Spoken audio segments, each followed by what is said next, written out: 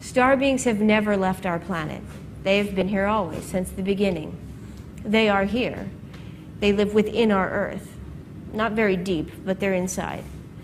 And they are talking back and forth to each other. They are leaving each other messages. Where they appear, there's most of the time in Avebury, and there's different places around here, I know of at least 2 locations where star beings live inside the Earth, it's something like 5 miles by 5 mile radius.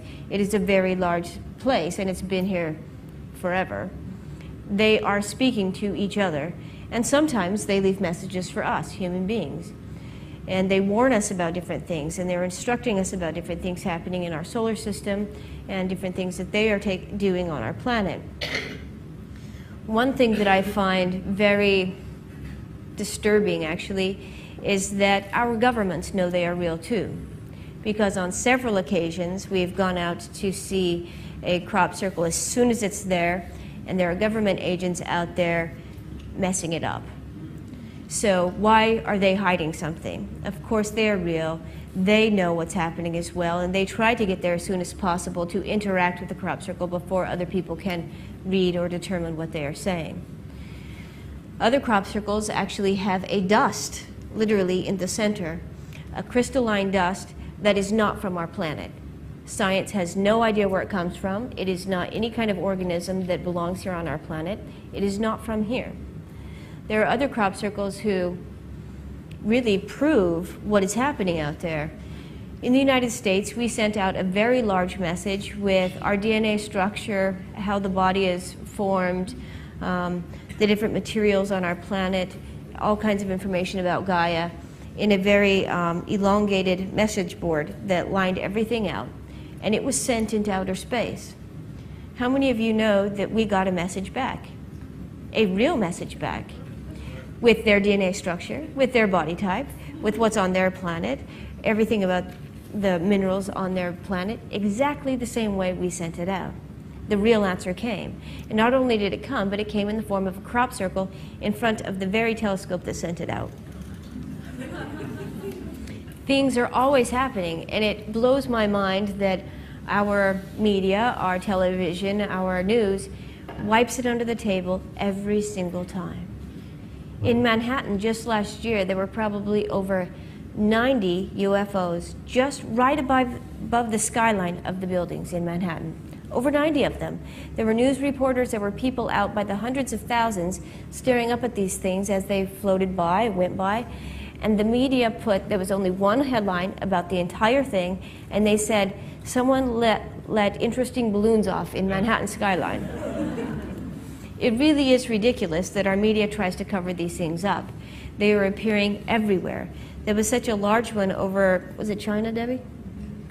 There was such a large UFO sitting over the airport in China, they just had to shut the whole airport down and just watch it until it left. They are happening everywhere, everywhere. UFOs are being seen all over the world. And I personally have been told in one of our meetings that the star beings are saying they have been working with our governments for some time, trying to talk to them, trying to say, can you please, in your way, disclose to the people that we are here, what we're here for, and why. The governments are refusing. And what we were told in the meeting is that if our government does not, they will disclose it themselves in their own way. So, very happy to hear that. I think we all deserve to know the truth. And we all deserve to know that they love us very much. And this is the part that I want to stress, is that our brothers and sisters from the stars do love us very, very much. I was told that they love us 10,000 times what a human mother could love their child. Could you fathom this? I mean, there's no part of me that could fathom such love. And yet they do love us this much.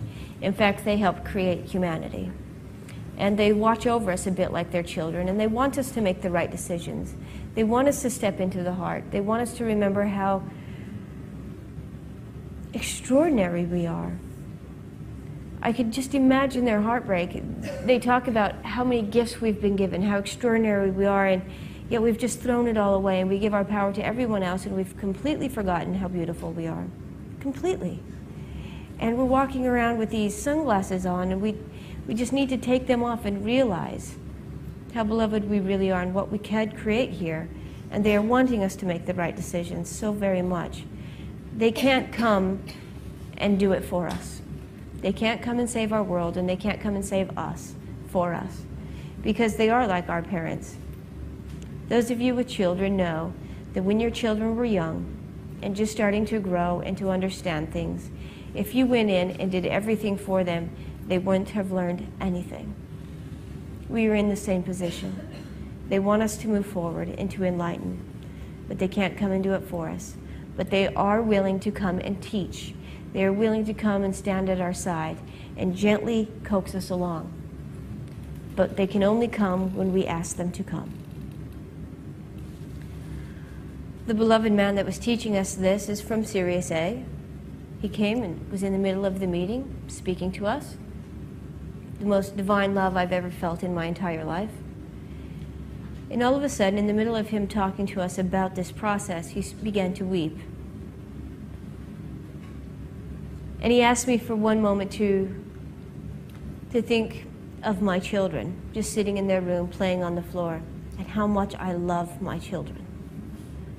So I began to do this, and he was still crying. And he asked me, what would it feel like if you were to walk into that room and they were absolutely terrified of you? Terrified. You, their parent, that loves them so very, very much. And the closer you got to them, the scarier they become. Would you keep moving forward, or would you back out? And then I understood why he was crying. They do love us very, very much. And they are waiting for us to say, please come. When you open up your heart, you become more intelligent. This is a universal law for all life. The more loving you are, the more intelligent you become. This works for everything. The more loving we become, the more we will open our hearts to them. The more we can understand, the more knowledge we will have to healing our planet, to healing the sick waters, to healing the ozone, to healing the animals that are dying left and right, to healing each other. The more loving you become, the more intelligent you become. And with more intelligence, we can heal our mother, and we can heal each other.